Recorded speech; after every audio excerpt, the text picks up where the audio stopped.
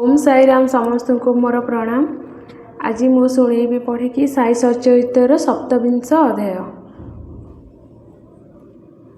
से आम पढ़ा भागवत एवं विष्णु सहस्र नाम द्वारा अनुग्रह, गीता रहस्य, शिष्यर सेवा और गुरु शक्तिपात। यही अध्याय श्री साई बाबा किपरि धर्म ग्रंथ गुड़ी करस्पर्श करी पवित्र करुथिले तथा भक्त मानकु पारायण निमंते प्रदान करी अनुग्रहित करुथिले ताहा सहित अन्य केतोटी घटनार उल्लेख करा जायछि। साधारण एपरि विश्वास रही जे समुद्र रे स्नान कले समस्त तीर्थ और पवित्र नदी मानकरे स्नानर समूह पुण्य प्राप्त होइथाए। ठीक सेहीपरि सद्गुरुंक चरण रे आश्रय नेबा द्वारा त्रिशक्ति यथा ब्रह्मा, विष्णु और महेश्वर एवं परम ब्रह्म को नमन करिबार श्रेय सहजरे प्राप्त हुए। श्री सच्चिदानंद साई महाराजंकर जय हेउ। से तो भक्त मानक पई कल्पतरु, दयार सागर एवं आत्मानुभूति प्रदानकारी अटंती। हे साई, आपणक कथा श्रवण रे आम मनरे श्रद्धा जागृत हेउ। प्रबल वर्षा ऋतु रे चातक पक्षी जेपरि स्वाति नक्षत्रर केवल गोटे बुंदा पान करी प्रसन्न हो जाए, सेहीपरि आपणक कथा सागर सिंधुरु प्रकटित टोपाए जलकणार एक सहस्रांश प्रदान करंतु, जद्वारा पाठक एवं श्रोता मानकर हृदय तृप्त होई प्रसन्नतारे भरी जीव। शरीरु स्वेद प्रबलित हब, अश्रुधारारे नेत्र पूर्ण होई जीव, मन स्थिरता लाभ करी एकाग्र होई जीव एवं पलक पलकरे रोमांच परि उठिब। एपरि सात्विक भाव जागृत कर। पारस्परिक वैमनस्य तथा वर्ग अपवर्ग भेदभाव नष्ट कर दियो, जद्वारा तमर भक्ति रे भक्तगण शिहरित हेबे, चित्कार तथा रोदन करिबे एवं कंपित हेबाकु लागिबे। जदि ए सबु भाव उत्पन्न हैला ताहाले गुरुंक कृपार लक्षण बोली मने करिबाकु हेबो। अंतःकरण रे एही भाव उदय हेबा मात्रे गुरु प्रसन्न होई आत्मानुभूति पथरे तुमको अग्रसर कराई नेबे। मायारू मुक्त हेबार एकमात्र सहज उपाय हेउची अन्यन भावरे केवल श्री साई बाबांकर शरणागत हेबा। वेद वेदांत मध्य मायारूपी सागररू उद्धार करि परिबे नाही। एही कार्य केवल सद्गुरुंक द्वारा संभव। समस्त प्राणी एवं भूतरे ईश्वरंकर दर्शन करिबार क्षमता प्रदान केवल सद्गुरुंकर रहिछि। गत अध्याय बाबांक उपदेश शैलीर स्वतंत्र वर्णना करा जायछि। एही अध्याय तार केवल गोटे उदाहरण वर्णना करा जाउछि। भक्त माने जेउ ग्रंथ पारायण करबाकू चाहुथिले ताकू बाबांकर चरण कमल रे अर्पण करुथिले एवं बाबा जति ताकू स्पर्श करी फेराई देउथिले सेमाने ताहाकू पवित्रकृत होइथिबा मन करी कृत्य हेउथिले। एबे सही ग्रंथ नित्य पठन करिबा समय रे बाबा सेमानक पाखरे विद्यमान होइथिबे बोली सेमानकर विश्वास हेउथिला। थरे काका महाजानी खंडिए एकनाथ भागवत धरी शिरडी आसिले। श्यामा तांकू नै द्वारका माइक गले। बाबा तांकठारु ग्रंथटी नहीं स्पर्श करी किछि विशेष पृष्ठ उपरे दृष्टि पकाई जत्न रे रखिबाकू परामर्श देई श्यामांकू फेराई देले। श्यामा कहिले सेही ग्रंथटी काका साहेबकर, नु तांकू फेराइबाकू हेबो। बाबा कहले ना, एही ग्रंथ मु तुमको देउछि, तुमे एहाकू जत्नर सहित तुम पाखरे रख। एहा तुम पाई अत्यंत उपयोगी सिद्ध हेबो। किछि दिन पर काका महाजन एकानाथी भागवतर आउ गोटिए बही आनिले एवं बाबांकर चरण कमल रे अर्पण करिबारु बाबा ताको प्रसाद स्वरूप फेराई देई ତାଙ୍କୁ ମଧ୍ୟ ସଯତ୍ନରେ ରଖିବାକୁ ପରାମର୍ଶ ଦେଲେ। ଏହା ସହିତ ବାବା ତାଙ୍କୁ ଏହା ମଧ୍ୟ କହିଲେ କି ଏହା ତୁମକୁ ଉତ୍ତମ ସ୍ଥିତିରେ ପହଞ୍ଚାଇବାରେ ସହାୟକ ହେବ। ବାବାଙ୍କୁ ଭକ୍ତିପୂତ ପ୍ରଣାମ କରି କାକା ଗ୍ରନ୍ଥ ସ୍ୱୀକାର କଲେ। ଶ୍ୟାମା ବାବାଙ୍କର ଅନ୍ତରଙ୍ଗ ଭକ୍ତ ଥିଲେ। ଏହି କାରଣରୁ ବାବା ତାଙ୍କୁ ବିଚିତ୍ର ଢଙ୍ଗରେ ବିଷ୍ଣୁ ସହସ୍ର ନାମ ପ୍ରସାଦ ସ୍ୱରୂପ ଦେଇ କୃପା କରିବାକୁ ଚାହୁଁଥିଲେ। ଥରେ ଜଣେ ରାମଦାସୀ ଆସି ଶିରିଡ଼ିରେ ରହିଲେ। ସେ ପ୍ରତିଦିନ ନିୟମ ଅନୁସାରେ ସକାଳୁ ଉଠୁଥିଲେ ଏବଂ ହସ୍ତ ଓ ମୁଖ୍ୟ ପ୍ରକ୍ଷାଳନ ପରେ ସ୍ନାନକର୍ମ ସମାପନ କରି ଗୈରିକ ବସ୍ତ୍ର ପରିଧାନ କରୁଥିଲେ ତଥା ଶରୀରରେ ଭସ୍ମ ଆଦି ଲେପନ କରି ବିଷ୍ଣୁ ସହସ୍ର ନାମ ଜପ କରୁଥିଲେ। ଅଧିକାଂଶ ସମୟରେ ସେ କେବଳ ଏହି ନାମ ହିଁ ଜପ କରୁଥିଲେ। ଦିନେ ସେ ଦ୍ୱାରିକାମୟରେ ବସି ଏପରି ନାମ ପାଠ କରୁଛନ୍ତି। ଏହି ସମୟରେ ବାବା ତାଙ୍କ ପାଖକୁ ଡାକି ତାଙ୍କର ଉଦର ପୀଡ଼ା ହେଉଥିବା କହି ବଜାରରୁ ସୁନାମୁଖୀ ଆଣିବାକୁ ପଠାଇଲେ। ବାବାଙ୍କ ଆଦେଶ ପାଳନ କରି ରାମଦାସୀ ବଜାରକୁ ଗଲେ। ଏହାପରେ ବାବା ତାଙ୍କ ଆସନରୁ ଉଠି ରାମଦାସୀ ବସିଥିବା ସ୍ଥାନରୁ ବିଷ୍ଣୁ ସହସ୍ର ନାମ ପୁସ୍ତକଟି ଆଣି ଶ୍ୟାମାଙ୍କୁ ଦେଲେ ତଥା କହିଲେ ଯେ ଏହି ପୁସ୍ତକ ଅମୂଲ୍ୟ ଏବଂ ମନୋବାଞ୍ଛିତ ଫଳଦାୟୀ ଅଟେ। ଏଥିପାଇଁ ମୁଁ ତୁମକୁ ଏହା ପ୍ରଦାନ କରୁଛି।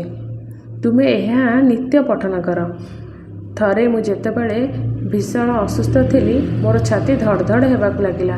ମୋର ପ୍ରାଣପକ୍ଷୀ ଉଡ଼ି ଚାଲିଯିବା ଅବସ୍ଥାରେ ଥିଲା। ସେହି ସମୟରେ ମୁଁ ଏହି ସଦ୍ଗ୍ରନ୍ଥକୁ ମୋର ଛାତି ଉପରେ ରଖିଦେଲି। ଏହା କିପରି ସୁଖ ଦେଲା ଜାଣିଛ? ମୋତେ ଏପରି ଲାଗିଲା ଧରିନିଅ ଯେପରି ଆଲ୍ଲାହ ସ୍ୱୟଂ ଏହି ପୃଥିବୀକୁ ଆସି ମୋର ରକ୍ଷା କରୁଛନ୍ତି। ଏହି କାରଣରୁ ଏହି ଗ୍ରନ୍ଥ ମୁଁ ତୁମକୁ ଦେଉଛି। ଏହାକୁ ଧୀର ଗତିରେ ଅତି କମ୍ରେ ଅନ୍ତତଃ ଦିନକୁ ଗୋଟିଏ ଶ୍ଲୋକ ଅବଶ୍ୟ ପଢ଼ିବ, ଯଦ୍ୱାରା ତୁମର ମଙ୍ଗଳ ହେବ। ଶ୍ୟାମା କିନ୍ତୁ ବାବାଙ୍କ ଉପଦେଶକୁ ଗ୍ରହଣ କଲେ ନାହିଁ ଏବଂ କହିଲେ ମୋର ଏହି ଗ୍ରନ୍ଥ ଲୋଡ଼ା ନାହିଁ, କାରଣ ଏହାର ଅଧିକାରୀ ସ୍ୱାମୀ ରାମଦାସ ଜଣେ ପାଗଳ ହଠଯୋଗୀ ଅତି କ୍ରୋଧିତ ବ୍ୟକ୍ତି।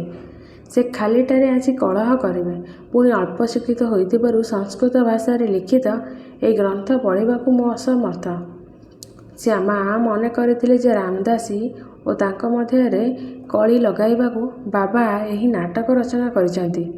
ବାବାଙ୍କର ଅସଲ ଅଭିପ୍ରାୟ ସେ ବୁଝିପାରିନଥିଲେ। ଏଣେ ବାବା ଯେପରି ହେଲେ ମଧ୍ୟ ବିଷ୍ଣୁ ସହସ୍ର ନାମ ତାଙ୍କର କଣ୍ଠରେ ପ୍ରତିଷ୍ଠା କରି ତାଙ୍କୁ ସାଂସାରିକ ଦୁଃଖରୁ ମୁକ୍ତ କରିବାକୁ ଚାହୁଁଥିଲେ। ଈଶ୍ୱର ନାମର ଜପର ମହତ୍ତ୍ୱ ସମସ୍ତେ ଜାଣନ୍ତି। ପାପରୁ ଉଦ୍ଧାର କରି କୁମୃତ୍ୟୁରୁ ରକ୍ଷା କରି ଏହା ଜନ୍ମ ମୃତ୍ୟୁର ବନ୍ଧନ ଛିନ୍ନ କରିଦିଏ। ଆତ୍ମଶୁଦ୍ଧି ନିମନ୍ତେ ଏହା ଏକ ଉତ୍ତମ ସାଧନ। ଏଥିରେ କୌଣସି ସାମଗ୍ରୀ କି ନିୟମ ବନ୍ଧନର ଆବଶ୍ୟକତା ନାହିଁ। ଏହାଠାରୁ ସୁଗମ ଏବଂ ପ୍ରଭାବକାରୀ ସାଧନ ଅନ୍ୟ କିଛି ନାହିଁ। ବାବାଙ୍କର ଇଚ୍ଛା ତ ଶ୍ୟାମାଙ୍କଠାରେ ଏହି ସାଧନା କରାଇବା ଥିଲା, କିନ୍ତୁ ଶ୍ୟାମା ତାହା ଚାହୁଁନଥିଲେ।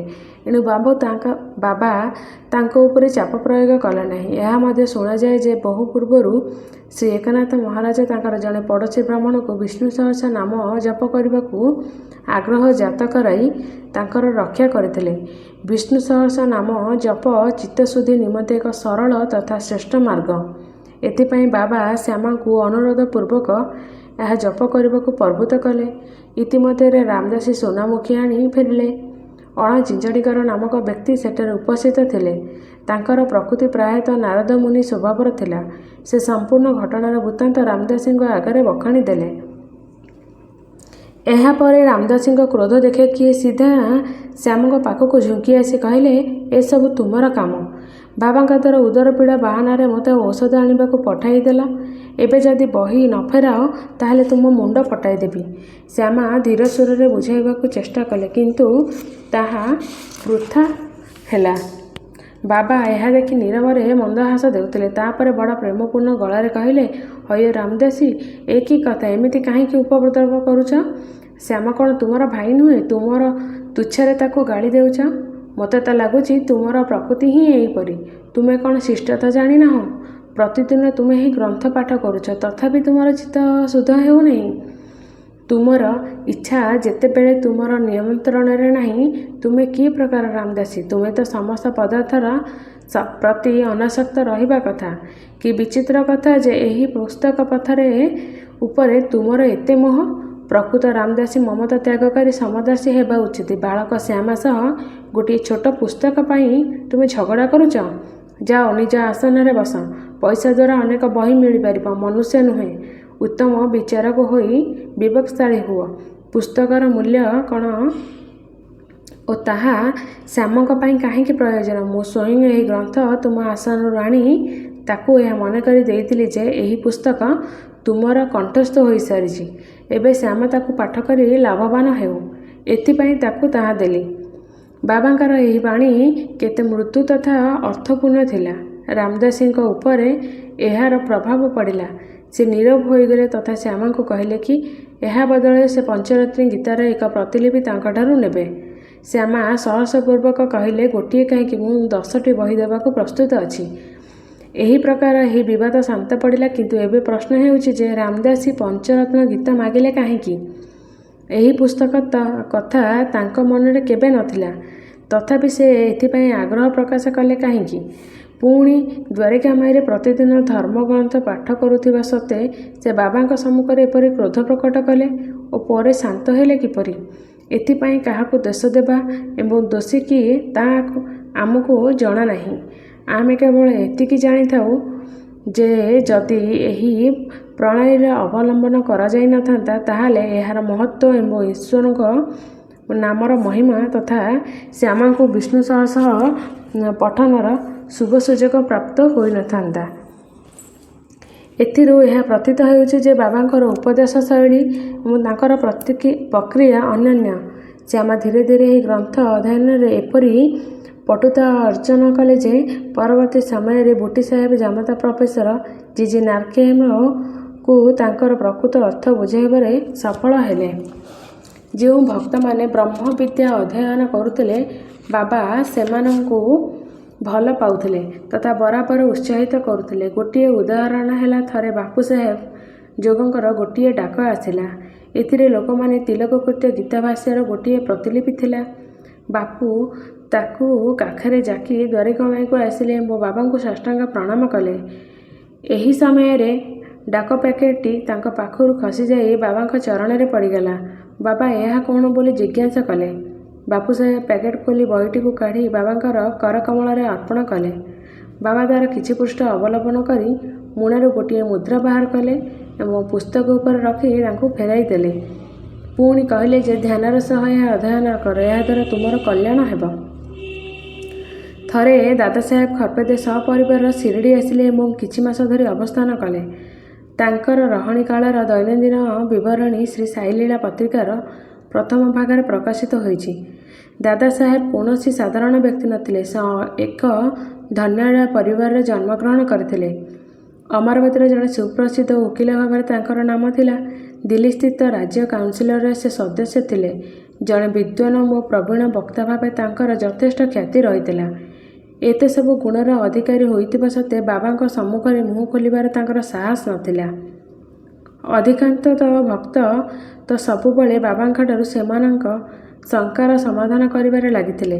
କେବଳ 3 ଜଣ ବ୍ୟକ୍ତି ଖରପେଦେ, ନୋଲକର ଏବଂ ବୋଟି ହିଁ ଏପରି ଥିଲେ, ଯେଉଁମାନେ ସର୍ବଦା ମୌନ ରହିବାକୁ ଶ୍ରେୟ ମଣୁଥିଲେ ତଥା ଅତି ବିନମ୍ର ଓ ଉତ୍ତମ ସ୍ୱଭାବର ବ୍ୟକ୍ତି ଥିଲେ।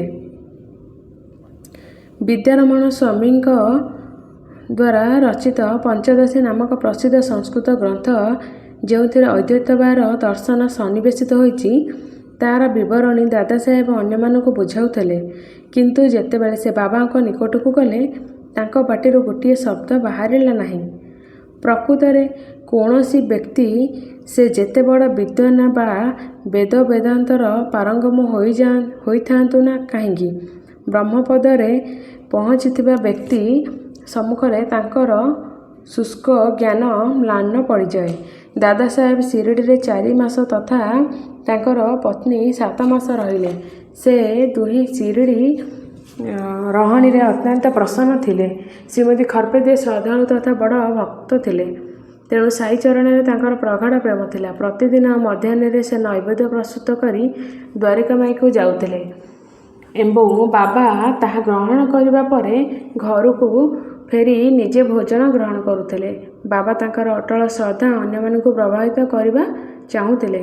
ଦିନେ ଦ୍ୱିପ୍ରହର ସମୟରେ ସେ ଉପମା, ପୁରୀ, ଭାତ, ସର, କ୍ଷୀରି ତଥା ଅନ୍ୟାନ୍ୟ ଭୋଜ୍ୟ ପଦାର୍ଥ ନେଇ ଦ୍ୱାରିକାମାଈରେ ପହଞ୍ଚିଲେ। ଅନେକ ଦିନ ତ ବାବାଙ୍କୁ ଘଣ୍ଟା ଘଣ୍ଟା ଧରି ଅପେକ୍ଷା କରିବାକୁ ହେଉଥିଲା, କିନ୍ତୁ ସେହିଦିନ ସେ ତୁରନ୍ତ ଉଠି ପଡ଼ିଲେ ଏବଂ ଭୋଜନ ସ୍ଥାନରେ ଆସନ ଗ୍ରହଣ କରି ଘୋଡ଼ଣି ହଟାଇ ରୁଚିପୂର୍ବକ ଭୋଜନ କରିବା ଆରମ୍ଭ କଲେ। ଏହା ଦେଖି ଶ୍ୟାମ କହିଲେ, ହେ ଦେବା, ଏପରି ପକ୍ଷପାତ କାହିଁକି? ଅନ୍ୟମାନଙ୍କ ଥାଳି ପ୍ରତି ଦୃଷ୍ଟି ଦେଉନାହାନ୍ତି, ଓଲଟି ତାହାକୁ ଏଡ଼ାଇ ଯାଉଛନ୍ତି। ଏହି ଗୋଟିଏ ଥାଳିକୁ ଏତେ ଆଗ୍ରହ ଓ ରୁଚିପୂର୍ବକ ଗ୍ରହଣ କରୁଛନ୍ତି କାହିଁକି? ଏଥିରେ ଏପରି କି ସ୍ୱାଦ ରହିଛି? ଏହାପରେ ବାବା କହିଲେ, ଏହି ଭୋଜନରେ ଏକ ସ୍ୱତନ୍ତ୍ର ଅଛି। ପୂର୍ବଜନ୍ମରେ ଏହି ମହିଳା ଜଣେ ବ୍ୟବସାୟୀଙ୍କର ହୃଷ୍ଟପୁଷ୍ଟ ଗାଈ ଥିଲା ଏବଂ ବହୁତ ଦୁଗ୍ଧ ଦେଉଥିଲା। ପଶୁଜନୀ ତ୍ୟାଗ କରି ସେ ଏକ ମାଳି ପରିବାରରେ ଜନ୍ମଗ୍ରହଣ କଲା। ସେହି ଜନ୍ମ ପରେ ପୁଣି ଏକ କ୍ଷତ୍ରିୟ ବଂଶରେ ଜନ୍ମ ହେଲା ଏବଂ ଜଣେ ବ୍ୟବସାୟୀ ସହ ତାର ବିବାହ ହେଲା। ଦୀର୍ଘକାଳ ପରେ ଏହା ସହ ଭେଟ ହୋଇଛି, ଏଥିପାଇଁ ତାର ଥାଳିରୁ ପ୍ରେମ ସହକାରେ 4 ଗ୍ରାସ ନେଇଯାଏ। ଏହା କହି ବାବା ପେଟ ଭରା ଭୋଜନ କଲେ ଏବଂ ସୁସ୍ଥ ଓ ମୁଖ୍ୟ ପ୍ରକ୍ଷାଳନର ତୃପ୍ତିରେ 4-5 ବାର ହାକୁଟି ମାରି ନିଜ ଆସନରେ ଉପବିଷ୍ଟ ହେଲେ। ଶ୍ରୀମତୀ ଖର୍ପଦେ ବାବାଙ୍କୁ ଭକ୍ତିପୂତ ନମନ କଲେ ଏବଂ ତାଙ୍କର ପାଦସେବା କରିବାକୁ ଲାଗିଲେ। ବାବା ତାଙ୍କ ସହ ବାର୍ତ୍ତାଳାପ କଲେ ଏବଂ ନିଜେ ମଧ୍ୟ ତାଙ୍କର ହାତ ଚିପିବାକୁ ଲାଗିଲେ। ଏହି ପ୍ରକାରେ ପରସ୍ପର ସେବା କରୁଥିବା ଦେଖି ଶ୍ୟାମା ମନ୍ଦହାସ ଦେଇ ମନ୍ତବ୍ୟ ଦେଲେ, ଦେଖ କି ଅଦ୍ଭୁତ ଦୃଶ୍ୟ! ଭଗବାନ ଭକ୍ତ ଜଣେ ଆଉ ଜଣଙ୍କର ସେବା କରୁଛନ୍ତି। ତାଙ୍କର ସଦ୍ଭାବ ଦେଖି ବାବା ମଧୁର ତଥା କୋମଳ ବଚନରେ କହିଲେ କି, ଏବେ ସର୍ବଦା ରାଜାରାମ ରାଜାରାମ ଜପ କର। ଏହାଦ୍ୱାରା ତୁମେ ଜୀବନର ଧ୍ୟେୟ ଅବଶ୍ୟ ପ୍ରାପ୍ତ କରିବ ଓ ପୂର୍ବ ଶାନ୍ତି ଲାଭ କରିବ। ଆଧ୍ୟାତ୍ମିକ ବିଷୟରେ ଅଜ୍ଞାତ ବ୍ୟକ୍ତିମାନଙ୍କ ପାଇଁ ଏହି ଘଟଣା ସାଧାରଣ ପରି ମନେ ହେବ, କିନ୍ତୁ ଶାସ୍ତ୍ରୀୟ ଭାଷାରେ ଏହା ଶକ୍ତିପାତ ନାମରେ ବିଦିତ ଅଟେ, ଅର୍ଥାତ୍ ଗୁରୁଙ୍କ ଦ୍ୱାରା ଶିଷ୍ୟ ହୃଦୟର ଶକ୍ତି ସଞ୍ଚାର। ବାବାଙ୍କର ବାଣୀ କେତେ ଶକ୍ତିଶାଳୀ ଏବଂ ପ୍ରଭାବକାରୀ ଥିଲା, ଗୋଟିଏ କ୍ଷଣରେ ତାହା ତାଙ୍କର ହୃଦୟ କମଳରେ ପ୍ରବେଶ କରି ଅଙ୍କୁରିତ ହୋଇଗଲା। ଏହି ଘଟଣା ଗୁରୁ ଶିଷ୍ୟଙ୍କ ଆଦର୍ଶ ସମ୍ବନ୍ଧର ପ୍ରତୀକ ଅଟେ। ଗୁରୁ ଶିଷ୍ୟ ଉଭୟଙ୍କୁ ଜଣେ ଅନ୍ୟ ଜଣଙ୍କଠାରୁ ଅଭିନ୍ନ ମନେକରି ପ୍ରେମ ଏବଂ ସେବା କରିବା ଉଚିତ, କାରଣ ସେ ଦୁହିଁଙ୍କ ମଧ୍ୟରେ କୌଣସି ପ୍ରଭେଦ ନାହିଁ। ସେ ଦୁହେଁ ଅଭିନ୍ନ ଏବଂ ଏକ ଓ କେବେ ପୃଥକ୍ ହୋଇପାରିବେ ନାହିଁ। ଶିଷ୍ୟ ଗୁରୁଦେବଙ୍କ ଚରଣରେ ମସ୍ତକ ରଖୁଛି, ଏହା ତ କେବଳ ବାହ୍ୟ ଦୃଶ୍ୟ। ଆନ୍ତରିକ ଦୃଷ୍ଟିରେ ଉଭୟ ଅଭିନ୍ନ ଏବଂ ଏକ କଥା ଯିଏ ତାଙ୍କୁ ପୃଥକ୍ ମନେକରେ, ସେ ଅପରିପକ୍ୱ ଏବଂ ଅପୂର୍ଣ୍ଣ ମନେ କରିବାକୁ ହେବ। ଶ୍ରୀ ସଦ୍ଗୁରୁ ସାଇନାଥ ପ୍ରଣାମ। ଶୁଭମ୍ ଅସ୍ତୁ। ଓମ୍ ସାଇରାମ, ଓମ୍ ସାଇରାମ, ଓମ୍ ସାଇରାମ। ସମସ୍ତଙ୍କୁ ମୋର ପ୍ରଣାମ। ଯଦି ମୋ ଭିଡ଼ିଓଟି ଭଲ ଲାଗିଛି, ଆପଣ ମୋ ଭିଡ଼ିଓଟିକୁ ଲାଇକ୍, ସେୟାର ଆଉ ସବସ୍କ୍ରାଇବ୍ କରିବେ। ଦୟାକରି ଆପଣମାନେ ମୋ ଭିଡ଼ିଓଟିକୁ ପୂର୍ଣ୍ଣ ଭାବରେ ଦେଖନ୍ତୁ।